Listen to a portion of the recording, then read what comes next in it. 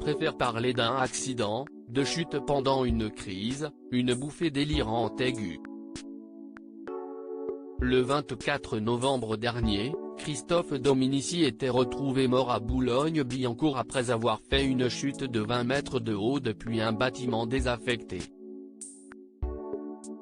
Une disparition classée en suicide, tandis que le rugbyman était depuis plusieurs mois en proie à une lourde dépression.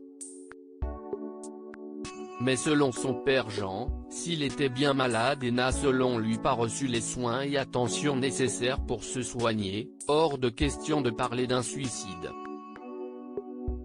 Je pense qu'il a vu un parapet, il a dû se mettre là, se pencher et tomber, explique ainsi Jean Dominici, invité jeudi 25 février sur le plateau de Touche pas à mon poste, expliquant que si son fils avait voulu se suicider il n'aurait pas pu. Et ce pour plusieurs raisons. Déjà il aimait trop sa famille, et il aimait trop ses filles, il aurait laissé un mot, il aurait peut-être laissé des signes, je ne sais pas, explique-t-il, privilégiant la thèse de la chute accidentelle, lui qui a appris la mort de son fils de façon étrange.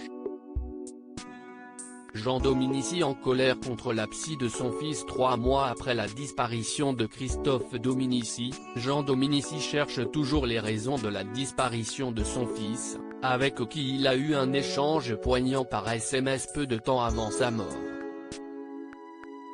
Au courant de la dépression du rugbyman, son père blâme aujourd'hui les psychologues qui suivaient son fils, et regrette lui-même de ne pas avoir pu aider son fils avant sa mort.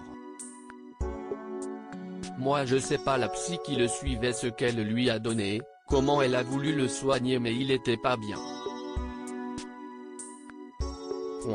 Moi je pense que sa psy aurait dû le suivre, le faire rentrer dans une clinique et si ça n'allait pas, a-t-il déclaré avant d'ajouter qu'à son sens les séances de psy ne peuvent pas se dérouler par visioconférence, si est une maladie je pense qu'il faut voir les gens, il faut parler avec eux a-t-il martelé.